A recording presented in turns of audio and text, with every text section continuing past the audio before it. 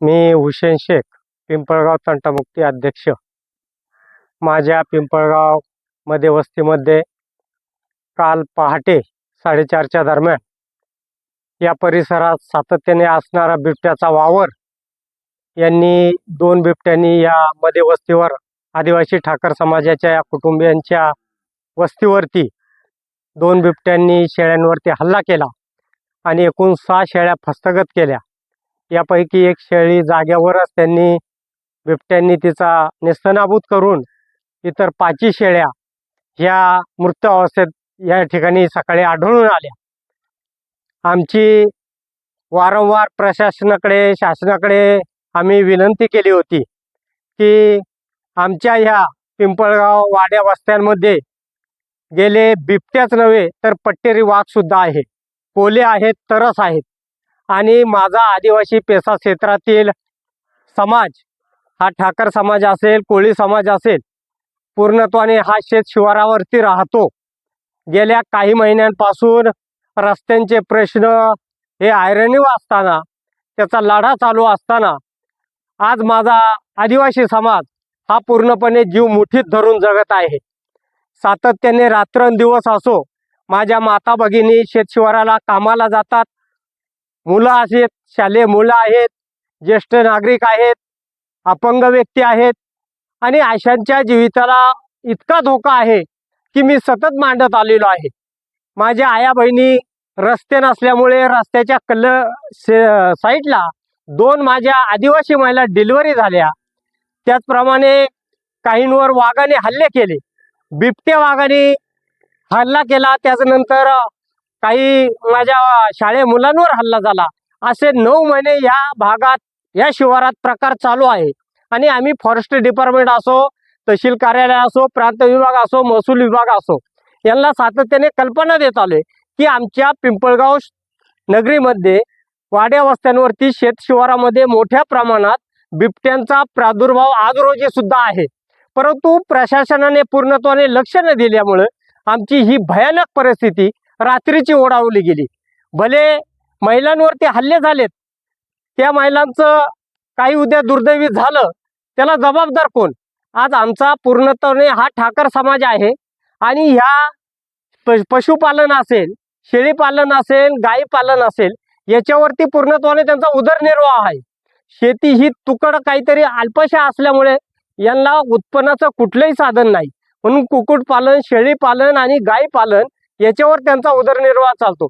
आणि जर असे प्राण्यांनी, हिंस्र प्राण्यांनी त्याच्यावर हल्ला केला आणि त्यांचं सर्वस्व उद्ध्वस्त केलं तर त्यांनी जगायचं का मरायचं हा आमच्या पुढे प्रश्न आहे. म्हणून मी प्रशासनाला विनंतीपूर्वक वारंवार अपेक्षा करतो, नम्र विनंती करतो की तुम्ही आमच्या वस्तीकडे, आमच्या ह्या शेतशिवार राहणाऱ्या सर्व आदिवासी पाड्यांकडे तुम्ही लक्ष द्या. आमचे रस्ते सुरळीत करा.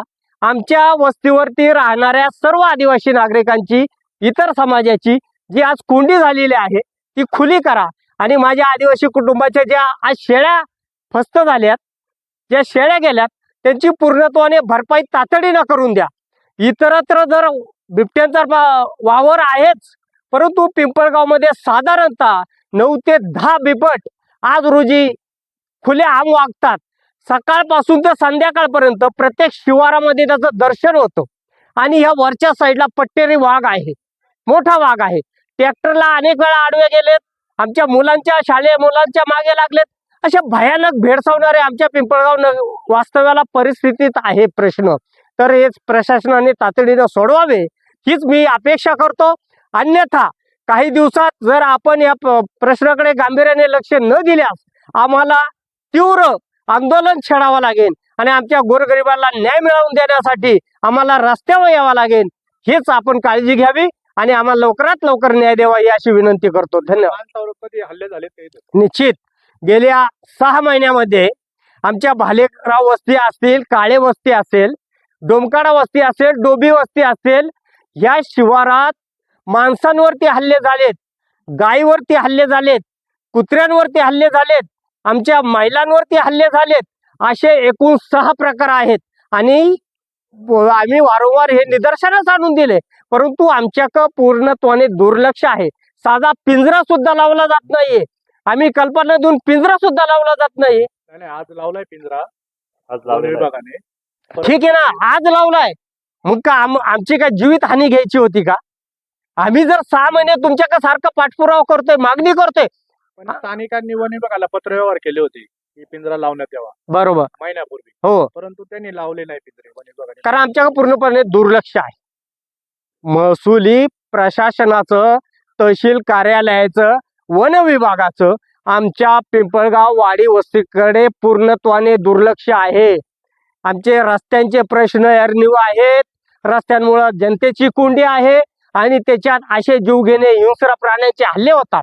तुमचे 4 रस्त्यांबाबत प्रश्न आहेत, म्हणजे रस्ता व्हावा म्हणून. हो, परंतु हा ठाकरवाडीचा रस्ता आहे हा. हम्म, तर या रस्त्याबाबत पण तुमचा वाद आहे का? म्हणजे वाद आहेत म्हणजे तुमचे हे चालू आहे? हा रस्ता आमचा डोमकाडा वस्तीचा उपरस्ता आहे आणि उपरस्ता आमचा कमीत कमी एसटी स्टँड पासून तर ह्या शिवारापर्यंत 1.5 ते 2 किलोमीटरचा रस्ता आहे.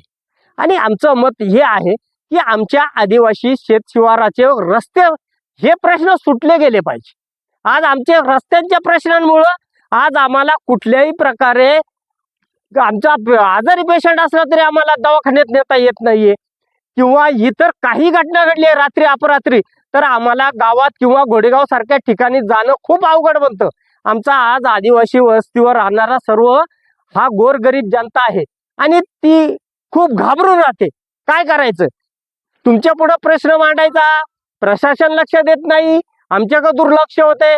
त्यांनी आमच्यासारख्या कार्यकर्त्यांकडे सुद्धा प्रश्न मांडायचं टाळलंय की जर प्रश्न सुटत नाही तर तुमच्यापर्यंत यायचं तरी कशाला? जे होईन ते आमचं होईन अशा बेसवा आमचा ग्रामस्थ, आमचा आदिवासी समाजात जगतोय आणि आमचं सारखंच दुर्भाग्य आहे. हे आम्ही सांगू तुम्हाला. शासन का दुर्लक्ष करते तुमच्याकडे? माहित नाही शासन का करतं.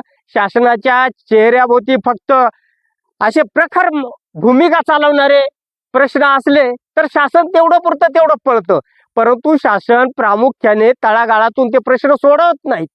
आज माझ्यासारखा 5 वर्ष रस्त्यांचे प्रश्न घेऊन पळतोय. प्रत्येक आठवड्याला मंत्रालय असेल, पुले असेल, तहसीलदार असेल, अन्य भानगडी असतील प्रशासनाच्या, तिकडे सारखा पाठपुरावा करतोय. प्रासाहेब असतील, तहसीलदार साहेब असतील, परंतु आज माझे गांभीर्याने प्रश्नाकडे पाहिलंच जात नाहीये. माझा दसकऱ्याचा घाट सुद्धा आज पूर्ण बंद झालेला आहे. आज माझा 4 ते 5 हजार लोकसंख्येचा गाव आहे वाडी वस्तीचा आणि माझा दसकऱ्या रस्ता बंद आहे, डोबी वस्ती रस्ता बंद आहे, डोमकाडा वस्ती रस्ता बंद आहे, माता कर्जदेवी रस्ता बंद आहे. हे सगळे वाड्या वस्त्यांचे शेत शिवारांचे रस्ते आहेत. तुम्ही रस्त्यांबाबत संघर्ष करताय, आम्ही पाहतोय, हो, किंवा पूर्ण आंबेगाव तालुका पाहतोय. परंतु आता सध्या बिबट्याची दहशत आहे. बिबट्याबाबत काय उपाययोजना, म्हणजे तुम्ही काय? बिबट्यांबाबत मी हे सांगितलं आहे, इथून मागच्या बाईटला हे सांगितलं आहे की माझ्या शेत शिवारात ऊस हा मोठ्या प्रमाणात उत्पन्न घेतलं जातं आणि जंगल आहे, झुरे आहेत, नैसर्गिक स्रोत आहे आणि बिबटला म्हणा किंवा हिंस्र प्राण्यांना म्हणा तिथं लपायला मुबलक जागा आहे. रस्ते चिवाळ आहेत, पाऊलवाटा आहेत आणि माझा आदिवासी बांधव, माझा हिंदू महादेव कोळी हिंदू ठाकर समाज हा शेती नसल्यामुळे इतर गावांनी मजुरीला जातो, उदरनिर्वाहासाठी जातो आणि येताना रात्र होती. शालेमुळे 1.5 ते 2 किलोमीटरचा प्रवास करतात आणि बिबट हा हिंस्र प्राणी असा आहे की 24 तास तो वावरतो. त्याला लपायला भरपूर जागा आहे. मी वारंवार हेही सांगितले, अनेक हल्ले झालेत, परंतु वन विभाग असेल, महसूल विभाग असेल याच्याकडे प्रामुख्याने लक्ष देत नाही आणि हे त्यांनी लक्ष द्यावा. उद्या आमच्या मनुष्य प्राण्यांवर हल्ला झाला, उद्या कुणाच्या जीविताला धोका झाला तर त्याला जबाबदार प्रशासन राहील, पण आमच्या कुटुंबात ती अधोगती होईल. आमच्या कुटुंबातला आज एक माणूस गमावला जाईल. आज दुर्दैवानं आज आमच्या शेळ्या गेल्यात, उद्या मनुष्यावर हल्ला झाला असता तर काय केलं असतं? मला याचं उत्तर द्या. आम्ही जर सातत्याने म्हणतो आमच्याकडे बिबट आहे, बंदोबस्त करा, शासनाने याचा गांभीर्याने विचार करावा ही आमची विनंती. धन्यवाद.